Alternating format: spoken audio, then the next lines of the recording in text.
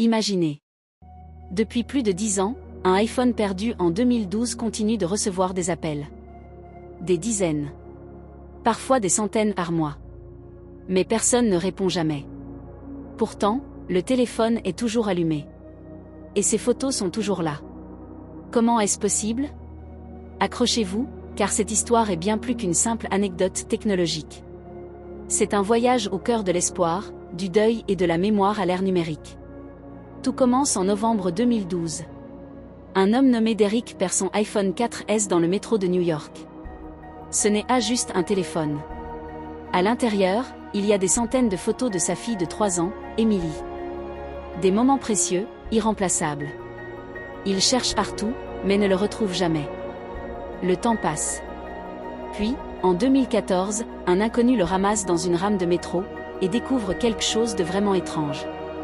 Cet homme s'appelle John. Son premier réflexe, c'est de vouloir le restituer. Il essaie d'appeler le propriétaire, mais le numéro est inactif. Alors, par curiosité, il regarde la galerie de photos. Il voit le visage souriant d'une petite fille. Des anniversaires, des rires, des câlins. Des scènes de vie touchantes. Puis, il remarque un détail qui le glace, le téléphone reçoit encore des appels. Pas du spam. Non, ce sont des voix tremblantes, qui laissent des messages vocaux déchirants. Des messages comme « Emily, c'est papa. Je t'en prie, réponds » ou encore « On t'aime.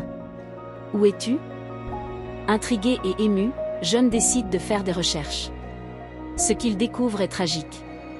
Derek, le père de la petite fille, est mort dans un accident de voiture en 2013, un an après avoir perdu son téléphone.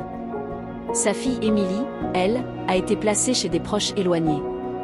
Mais la famille élargie, les amis, les anciens collègues. Ils ne savent pas tous que Derek est décédé. Alors ils continuent d'appeler cet ancien numéro, espérant désespérément entendre sa voix, ou celle de sa fille. Chaque sonnerie est un écho de leur espoir. Cette histoire peut paraître incroyable, mais elle est loin d'être un cas isolé. John l'a lui-même raconté sur Reddit en 2016, dans un post qui est devenu viral avec plus de 500 000 votes positifs. Des médias comme le New York Times et la BBC ont couvert des cas similaires de téléphones qui restent actifs après le décès de leur propriétaire. Techniquement, c'est logique, Apple ne désactive pas immédiatement les comptes iCloud après un décès. Les appels peuvent donc continuer pendant des années. En 2020, un rapport d'Apple révélait que plus de 2,5 millions de comptes iCloud étaient encore liés à des personnes décédées. Ce téléphone n'est plus un simple objet. C'est devenu un hôtel numérique. Un lieu de recueillement où l'espoir refuse de mourir. Pour tous ceux qui appellent, tant que le téléphone sonne, la personne n'est pas vraiment partie. C'est une connexion, même fragile, avec le passé. Cet appareil est devenu un pont entre le monde des vivants et le souvenir de ceux qui ne sont plus là. Cette histoire nous interroge profondément. Aujourd'hui, nos vies entières sont stockées dans nos poches. Nos souvenirs, nos voix, nos visages. Tout est là, dans ces petits rectangles de verre et de métal. Et quand quelqu'un disparaît, son téléphone devient en quelque sorte sa tombe numérique, mais aussi le gardien de sa présence, de son héritage immatériel. Et la fin? La fin est celle que personne n'attendait. John n'a jamais rendu le téléphone. Il l'a gardé. Pas par égoïsme, mais par respect. Il a compris que chaque appel était une prière, un acte d'amour.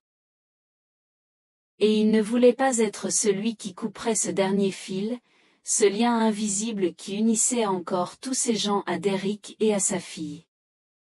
Il est devenu, sans le vouloir, le gardien silencieux de leur mémoire. Merci d'avoir écouté, et n'oubliez pas de vous abonner pour d'autres histoires qui nous font réfléchir.